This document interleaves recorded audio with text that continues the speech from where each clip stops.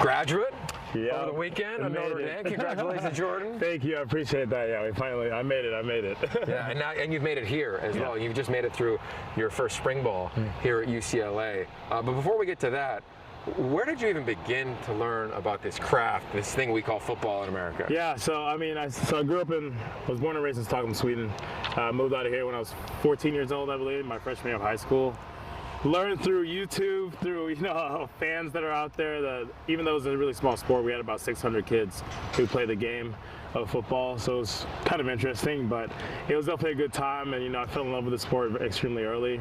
And my big dream was to play high school football. So came over here, was fortunate enough to get recruited early, and then figure out what college football was in general. Spent my summers with my family road tripping to different schools that had offered me an opportunity to play for them. So it's been a journey, and now South Bend, Indiana, Notre Dame to Sunnyside, UCLA. So it's been awesome. Yeah, it's safe to say South Bend, Indiana, and LA are a tad bit different. a little bit different. I know. I didn't really think about it until I went back this past weekend, and I saw the humidity and the heat, and just being in Indiana, a lot of farms and stuff. But no, it's been awesome. Good. Well, we're glad you're out here. But I want to touch back on the YouTube thing. Like, how did you do it? Would you watch and then go practice? Or you have your phone outside with you as you're watching something and practicing footwork drills? Because it's not like you're just playing wide receiver or quarterback throwing. I mean, you're a linebacker. How did you even learn that craft?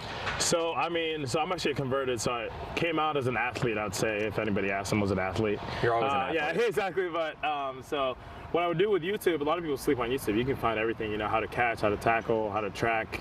So I would actually watch those, or I would watch NFL guys, their breakdowns of film. And I'd really just try to do what they did. So, I watched a lot of Cam Chancellor, Bobby Wagner, Eric Kendricks, a lot of those greats too. You're getting coached by one of the greats in Coach Pelham. Absolutely. What has he done for your game over the course of these 15 practices? No, I mean, just those 15 practices. There's so much knowledge that you learn, and especially because he has that old school mindset of being downhill, and I think that's why we meshed so together as well. And then also breaking down the nuances of offenses and the schemes and whatnot. So I'm extremely blessed, and that's one of the reasons why I decided to come here, because why not take an opportunity to get coached by one of the greats? So I look at the transfer portal and where guys have come from. Notre Dame, Stanford with Obi Ebo, Duke with Britton Brown, Villanova, Paul Grattan. I mean, there's some really impressive schools. What have you noticed about the transfer community that have come in, let alone the guys that are here now with you in the spring? Another group of 5, I believe, portal transfers come in this spring. I think that we all kind of realize that this is the spot to be, and the mix between great academics and great football. And I feel like we all kind of feel that transition of being a 500 team that to being able to win the Pac-12 championship this year is it's here. We're all ready. The players, you can feel it kind of in the air. That we're ready to make that next step. So no, it's been awesome. Yeah, it's been an awesome experience.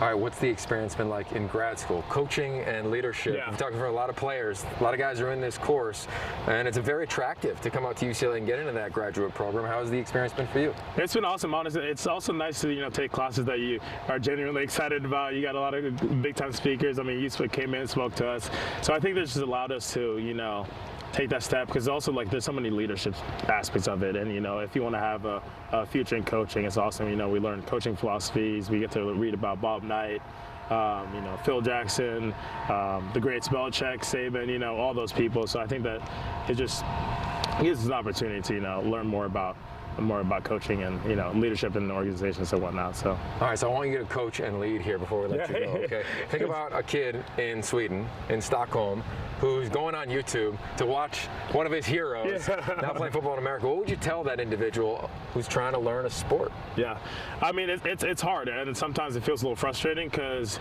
you don't get the same level of coaching from, even though it's growing a lot in Sweden right now.